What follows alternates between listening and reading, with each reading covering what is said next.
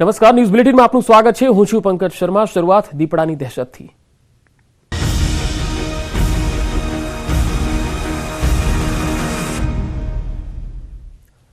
રાજકોટમાં છેલ્લા ઘણા દિવસોથી અલગ અલગ વિસ્તારમાં દીપડાની દહેશત જોવા મળી છે।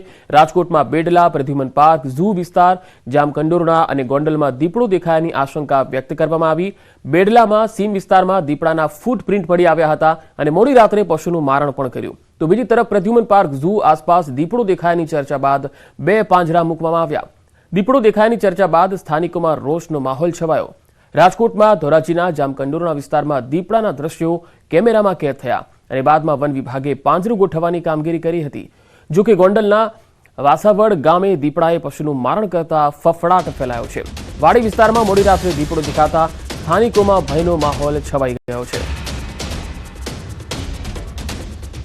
3 અલગ અલગ તસવીરો આપણે બતાવી રહ્યા છીએ કારણ કે અલગ અલગ વિસ્તારોમાં દીપડાએ દેખા દીધી છે। દીપડો દેખાતા સ્થાનિક લોકો હવે ડરના માર્યા ઘરની બહાર નીકળવાનું પણ ટાળી રહ્યા છે, તો બાળકો પણ ઘરની બહાર નીકળવાનું ટાળી રહ્યા છે।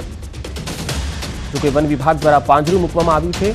અહીંયા એક દીપડાએ પશુનું પણ મારણ કર્યું છે।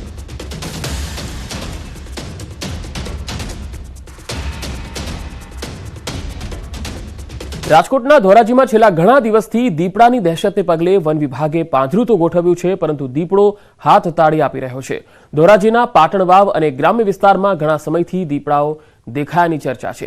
ધોરાજી શહેરમાં પણ દીપડો દેખાયો હોવાના દ્રશ્યો વાયરલ થયા હતા।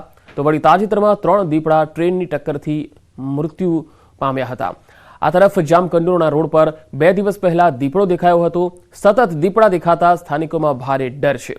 હાલ વન વિભાગે ઇમ્પિરિયલ સ્કૂલ પાસે પાંજરું મૂક્યું છે।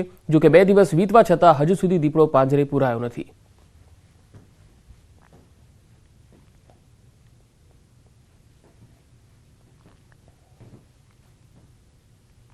રાજકોટ જિલ્લાની વાત કરીએ, રાજકોટ જિલ્લાના ધોરાજી પંથકની વાત કરીએ, ધોરાજી પંથકમાં કેટલા દિવસથી દીપડાની દહેશતને લઈને અને પશુપાલકોમાં અને લોકોમાં ફફડાટ ફેલાઈ ગયો તેને લઈને આજે ફોરેસ્ટ ખાતા દ્વારા જે 2 દિવસથી પાંજરો મૂકવામાં આવ્યો છે। આપણે સીધા જ પાંજરાના દ્રશ્ય બતાવી છે। એક કર્મચારી મૂકવામાં આવ્યો છે પાંજરા પાસે।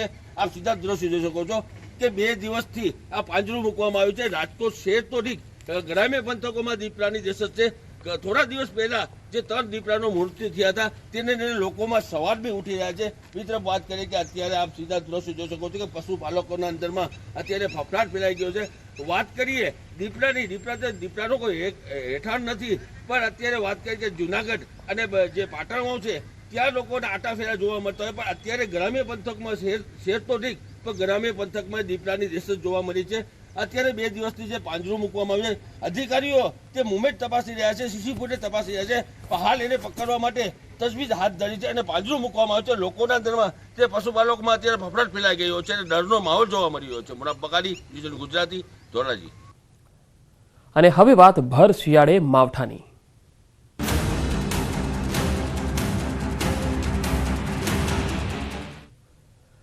ગુજરાતના ખેડૂતો માટે એક માઠા સમાચાર આવી રહ્યા છે। 3 દિવસ બાદ ગુજરાતમાં ફરી માવઠાની આગાહી છે।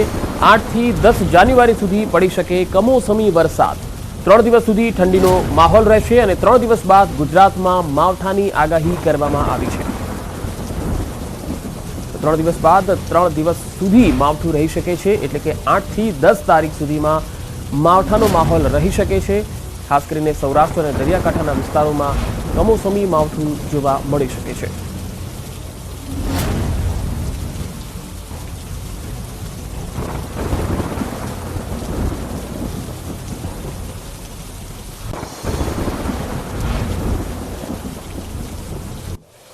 તો 3 દિવસ બાદ ગુજરાતમાં ફરી માવઠાનો માર રહેશે।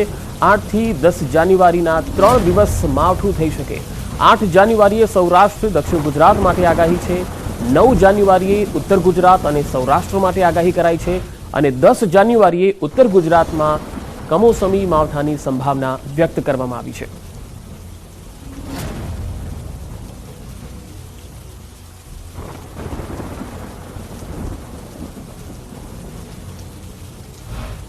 चार दिनों के बाद 5वें छठे दिन जो है बारिश की संभावना हो सकती है। उसकी चांसेस जो है गुजरात में बन रहे हैं।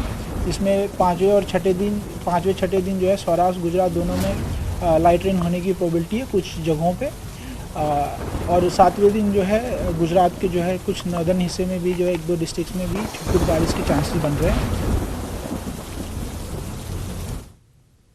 તો બે અલગ અલગ તસવીરો આપણે બતાવી રહ્યા છીએ। 3 દિવસ ઠંડી પડશે અને 3 દિવસ બાદ માવઠાની પણ આગાહી કરાઈ છે, એટલે કે આજથી લઈને 7 તારીખ સુધી ઠંડી નોંધાશે અને 8 થી 10 જાન્યુઆરીમાં માવઠાની આગાહી રહેશે।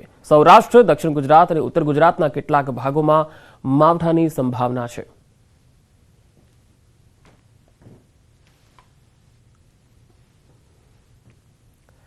અને હવે આપણે મેપના માધ્યમથી સમજીશું કે કયા કયા વિસ્તારમાં વરસાદની સંભાવના રહી શકે છે। અને 8મીની વાત કરીએ, કારણ કે 8, 9 અને 10 3 દિવસની આગાહી છે, તો 8 તારીખની સૌથી પહેલા વાત સૌરાષ્ટ્રમાં જૂનાગઢ અને ગીર સોમનાથમાં 8 તારીખે કમોસમી વરસાદની સંભાવના રહેશે, જ્યારે દક્ષિણ ગુજરાતમાં 8 તારીખે નવસારી, વલસાડ, દમણ, દાદરાનગર હવેલી અને ડાંગ આ વિસ્તારોમાં કમોસમી માવઠું પડી શકે છે।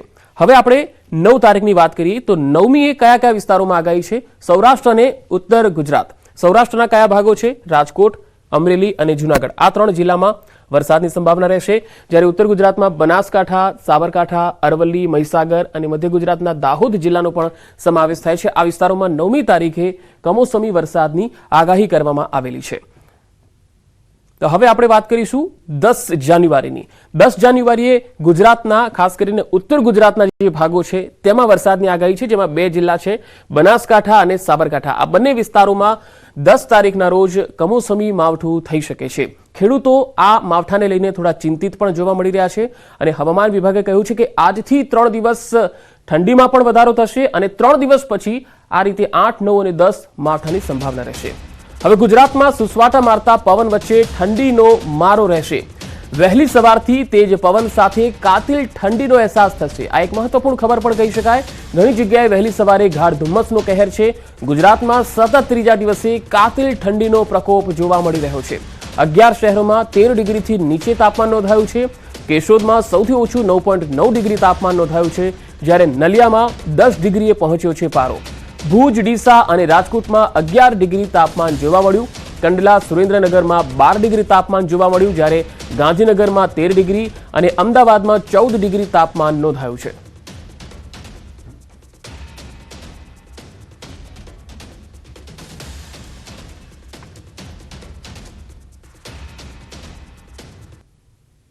તો વલસાડમાં પણ વહેલી સવારથી ધુમ્મસભર્યું વાતાવરણ જોવા મળ્યું। આ તસવીરો જુઓ। દક્ષિણ ગુજરાતના અનેક વિસ્તારોમાં વહેલી સવારે આ પ્રકારના દ્રશ્યો જોવા મળ્યા। ગાઢ ધુમ્મસને કારણે વલસાડ જિલ્લામાં હિલ સ્ટેશન જેવો માહોલ જોવા મળ્યો।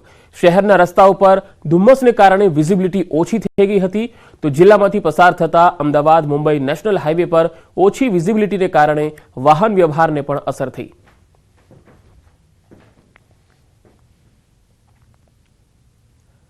તો દક્ષિણ ગુજરાતમાં નવસારીમાં પણ કંઈક આવા જ દ્રશ્યો જોવા મળ્યા। કડકડતી ઠંડી વચ્ચે નવસારીમાં ધુમ્મસ ભર્યું વાતાવરણ જોવા મળ્યું। ચારેકોર ધુમ્મસની ચાદર છવાયેલી જોવા મળી। ગણદેવીમાં વહેલી સવારથી ધુમ્મસ ભર્યું વાતાવરણ રહ્યું। ધુમ્મસના કારણે વાહન ચાલકોને હાલાકી પડી। શાકભાજી અને ડાંગર પકવતા ખેડૂતોની ચિંતા પણ વધી ગઈ છે।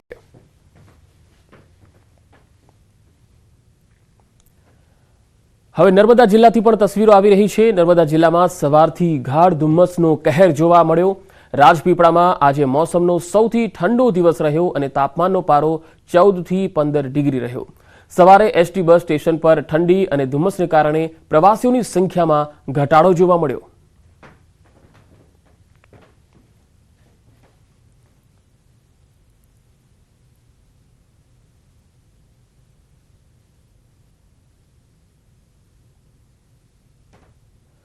તો ફરી માવઠાની આગાહી કરાઈ છે, ત્યારે ખેડૂતોની ચિંતા હવે વધી ગઈ છે। કમોસમી વરસાદને પગલે માર્કેટ યાર્ડમાં પણ એલર્ટ આપવામાં આવ્યું છે।